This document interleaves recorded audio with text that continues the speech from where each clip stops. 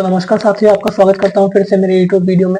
मैं हूं अनिरुद्ध और आज मैं आपको कुछ ऐसे इन्फॉर्मेशन शेयर करूंगा जो कि आपको ये बताएगा कि जयपुर में क्यों इन्वेस्टमेंट करें और कहाँ इन्वेस्टमेंट करें। और साथ ही दोस्तों, आज मैं आपको कुछ ऐसे स्लाइड्स शेयर करूंगा जिससे कि आपको ये पता लगेगा कि जयपुर की आज की स्थिति क्या हो चुकी है, कि जयपुर तेजी से ग्रो कर रहा है और रियल एस्टेट का इन्वेस्टमेंट जो है वो बूम पे जा रहा है। तो आइए चलो देखते हैं।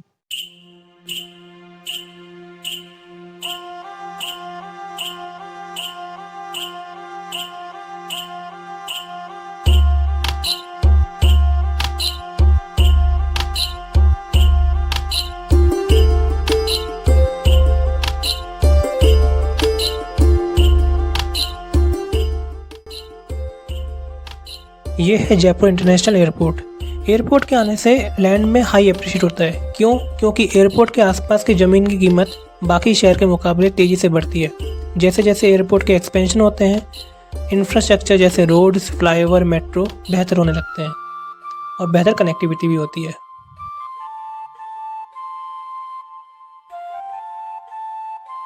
ये है जयपुर मेट्रो। मेट्रो के आने से जितनी दूरी और टाइम कंज्यूमिंग पहले होती थी, अब उसकी बचत हो रही है। टॉप रोड, जगतपुरा, प्रताप नगर जैसे एरिया गोल्ड माइन बनने वाले हैं।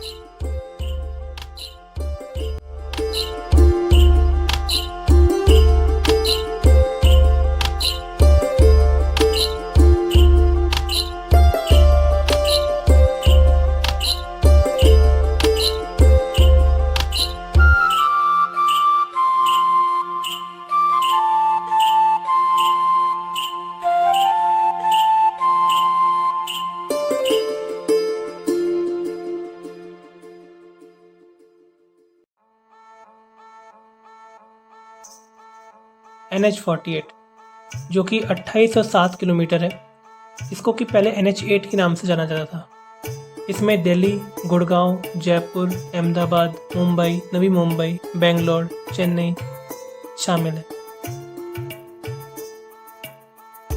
ये है Delhi Mumbai industrial corridor, DMIC corridor के नाम से जानते हैं। ये महज 1483 किलोमीटर है। इसकी लागत 90 से 100 बिलियन डॉलर लगी। इसके आने से बेनिफिट्स बहुत हुए हैं, जैसे इंडस्ट्रियल मॉडर्नाइजेशन को बूस्ट होना, मैन्युफैक्चरिंग जॉब्स क्रिएट हुई, economic growth, industrial development, infrastructure, global competitiveness, foreign investment जैसे तमाम बेनिफिट्स DMIC कॉरिडोर के आने से हुए। ये है दिल्ली मुंबई एक्सप्रेस वे। ये महज 1350 किलोमीटर है। इसमें शामिल है दिल्ली, गुरुग्राम, जयपुर, उदयपुर, उज्जैन, इंदौर, वडोदरा, सूरत, मुंबई। ये है Jaipur development authority, JDA, Jaipur के विकास की हाईएस्ट अथॉरिटी।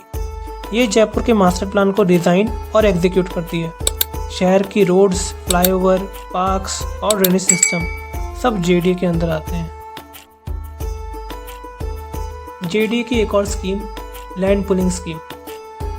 इस लैंड पुलिंग स्कीम में कई सारे किसान या लैंड ओनर अपनी ज़मीन को एक साथ गवर्नमेंट को देते हैं। गवर्नमेंट उस ज़मीन पर roads, electricity, community centre, park, sustainable development, modern infrastructure इत्यादि डेवलप करके देती है और फिर डेवलप की गई ज़मीन का एक हिस्सा ओरिजिनल ओनर को वापस कर देती है और उस ज़मीन की मार्केट वैल्यू पहले से कहीं ज़्यादा होती है। JDA की स्कीम जो 5 लैंड पुलिंग स्कीम है, इस जगह शामिल है। नियर टोंक रोड जो कि बड़खेड़ा, चंदलाई, शिवदासपुरा में, महल रोड में है शामिल, Agra road, Karwar road, Mohana road. Mansarovar Delhi signal free traffic, ये एक और JDA की डेवलपमेंट है।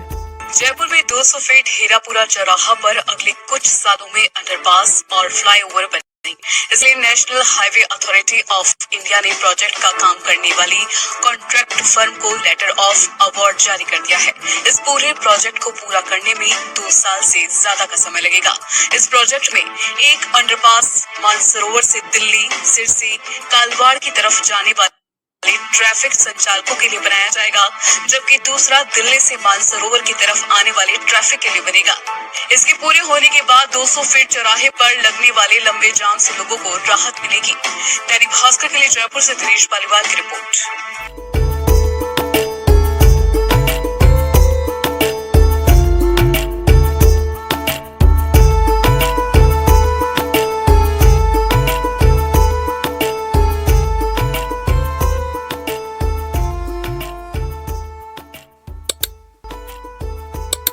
तो जैसे कि आपने देखा कि JDA के आने से जयपुर में कितना बड़ा विकास हुआ है, जयपुर की स्थिति कहां से कहां तक पहुंच गई है, ऐसे आप अंदाजा लगा सकते हैं। और आगे आने वाले 4 से 5 साल में जयपुर कितना ग्रो करेगा, ये आप अंदाजा लगा सकते हैं।